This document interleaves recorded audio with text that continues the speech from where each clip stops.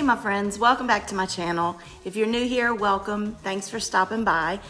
It is finally November and it is time to start planning your Thanksgiving dinner menu.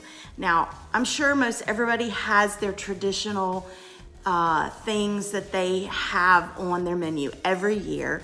And so today I am actually working in my planner on my Thanksgiving menu, but I want to share with you two traditional Thanksgiving side dishes that growing up we always had on the table for Thanksgiving.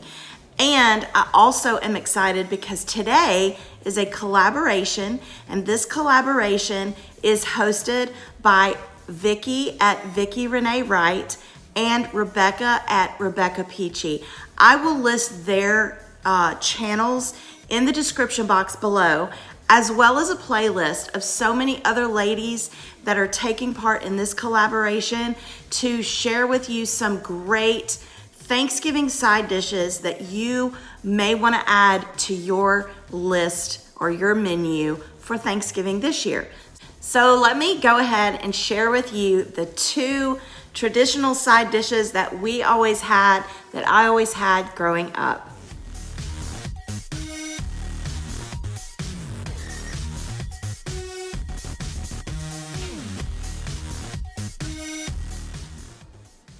Now, this sweet potato casserole recipe came from a church cookbook from a church I went to a long time ago. One of the ladies in the church made a sweet potato casserole for a church-wide Thanksgiving meal we had one time, and everybody fell in love with it. So that's what she added to the cookbook. So this is her recipe, and it's delicious. And I'm only gonna make half of the recipe since we're not having a full household full of people for Thanksgiving, but like tonight. But anyway, these are the things it calls for. It calls for the sweet potatoes, a stick of margarine, 2 eggs, white sugar, brown sugar, vanilla, and then the topping calls for pecans, flour, which I forgot to take out, brown sugar, and margarine. So I'm gonna go ahead and get started making this. And like I said, I'm only making half a recipe. So as I put everything in, I will tell you how much a full recipe calls for, but I'll only be putting in half, if that makes sense. All right, so the recipe calls for 3 cups of mashed potatoes.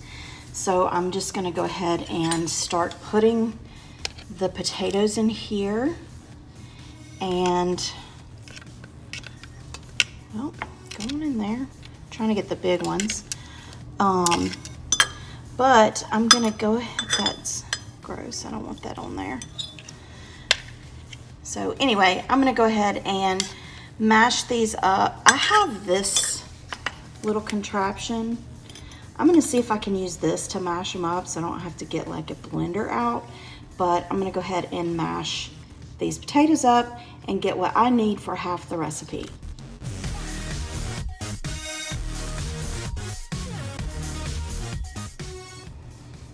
All right, so I'm gonna tell you everything that goes into making this, but remember, I'm only putting in half, but I'm gonna tell you what goes in if you're using the whole recipe. So you are going to use 3 cups of the mashed sweet potatoes, and the 1 large can that I had, which is a 29-ounce can, makes about 1.5 cups of mashed potatoes. Then you add in 1 stick of melted butter. You add 1/2 cup of white sugar. You add 1/2 cup of packed brown sugar. You add in 2 eggs.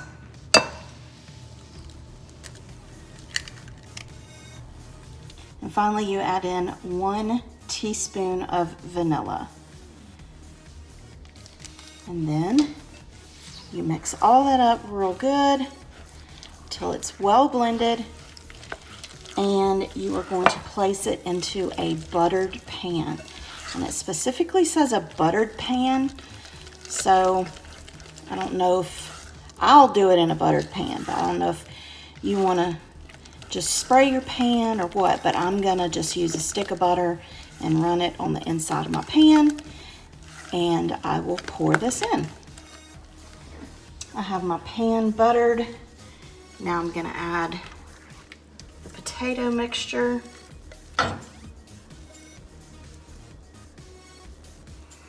Spread it out evenly, and then I will show you how to put together the topping, and it's very easy.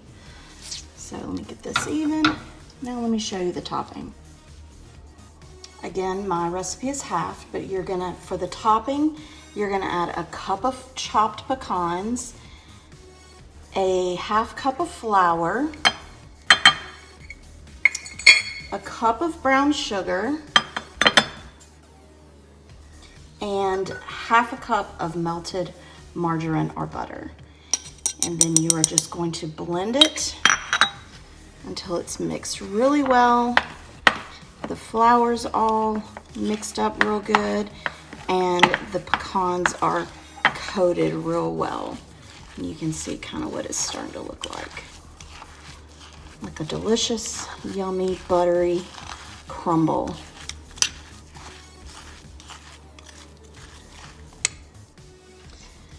Now it's hard to get this to spread super evenly, so I just kind of scrape along until it's completely covered, or covered with all the topping.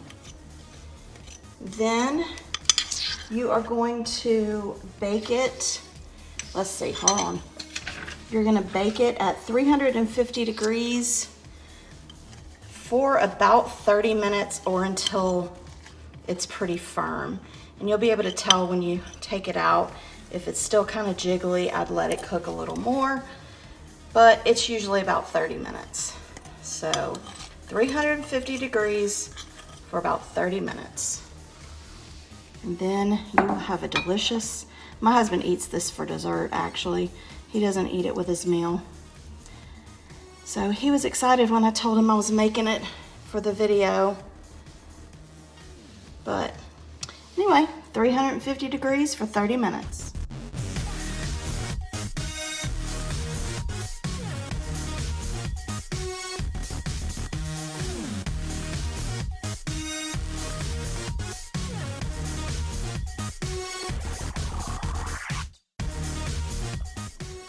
If you're new to my channel, thank you so much for stopping by. And if you like meal ideas, you like shopping hauls, home decor, home organization, then I would love it if you would consider clicking that subscribe button, as well as clicking the bell button, because it lets you know every time I upload a new video. And also, don't forget, when you visit Vicki and Rebecca's channel, that you tell them that I sent you. And as well as when you visit the playlist videos, make sure you let them know that I sent you as well. And let's go ahead and get into the next recipe.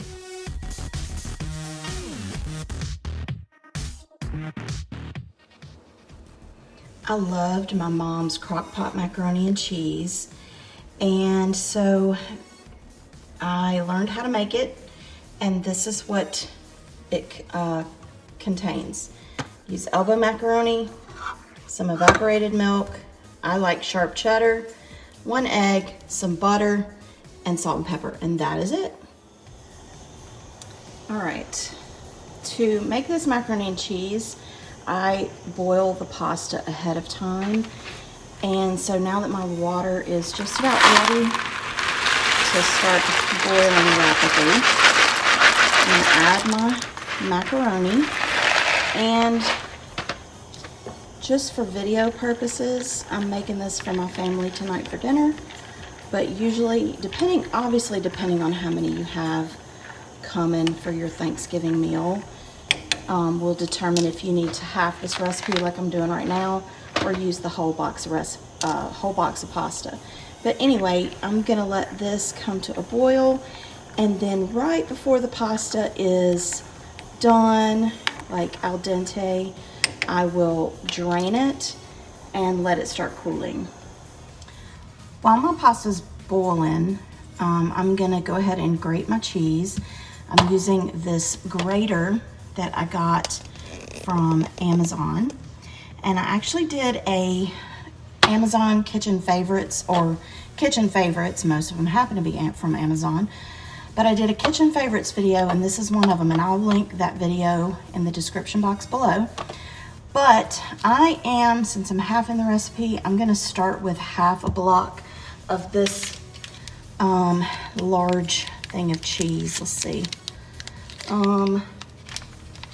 This one is a 16-ounce block of cheese. So I'm gonna start with half, and I like my macaroni and cheese real cheesy. So if I see it needs more, I will add more. But this is what I'm starting with.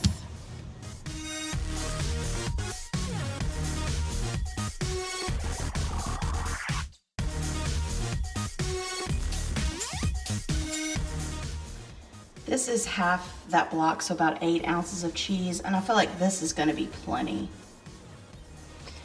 Okay, my pasta's finished cooking, so now I have to drain it, and I'm gonna use this handy little contraption here. And this is another one of those things that was in my favorite kitchen gadgets videos, so make sure you check that out. But I'm just gonna stick this on here and drain the pasta. See how easy it is to drain that pasta using that thing? Of course, I'm trying to film and drain at the same time, but it holds everything in and drains easily. All right, now that the pasta has been drained and it's still warm, I don't want to add the egg yet, so I'm going to add half a stick of butter. If you're doing a whole recipe, you are gonna do a whole stick of butter, obviously. So I'm doing this to kind of cool down the pasta so that once I add the egg doesn't start cooking separately from the pasta. Like the egg is kind of like the binding agency, so I don't want everything in here to cook the egg before it can kind of do its job. So anyway, I'm gonna add that butter, and I'm gonna add about half a can of this evaporated milk. And then you can use regular milk, but my mom always used evaporated milk. And yeah, so just let the butter melt, let the milk do its thing, and then I will come back to add the egg. Okay, I think it's still warm, but I think it's cooled down enough to where I can add the egg. Now this calls for 1 egg, so I'm just gonna try to add half of it. Oh, and I did beat it. So I'm just gonna try to add half of it. Okay, that wasn't bad. And then I'm gonna go ahead and mix that up real good. And once this is mixed up real good, I will add it to the crock pot. And actually, I'm gonna go ahead and add some pepper now to the pasta, to the macaroni. I like a lot of pepper. And I'm gonna add a little bit of salt. Mix that up. Then I'll add it to the crock pot and mix in the cheese. All right, I do have the crock pot lined, and trust me, you're gonna wanna line it because trying to clean up macaroni and cheese out of the crock pot can kind of be a pain. So I went ahead and add the liner, and now I'm gonna add the macaroni.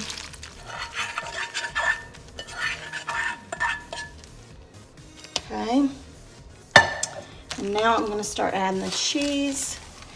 And the cheese is about 2 cups. So you're not gonna add all of it, but you're gonna add most of it because I want, and just add a little at a time and kind of stir it. But I wanna add some to the very top. before I put the lid on it. So that's why you want to save a little bit, just to kind of top it off. So once this is mixed up real good, all right, I'm gonna top it with the rest of the cheese. Let's see.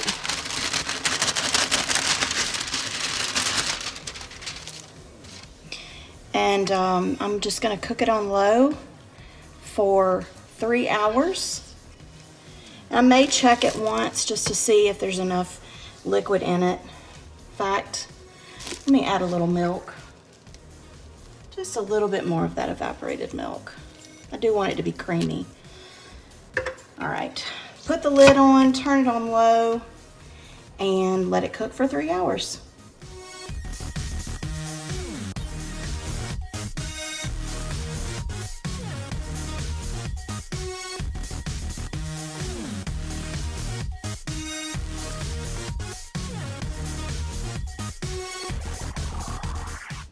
Let me know in the comments below, do you make your sweet potato casserole with the marshmallows on top, or do you do it with like a crumble like I did in my recipe? Let me know that. Also, let me know in the comments if you cook your macaroni and cheese in the oven or in the crock pot. I like it both ways. But anyway, thanks so much for stopping by. Don't forget to visit the playlist, and I will see you next time. Bye.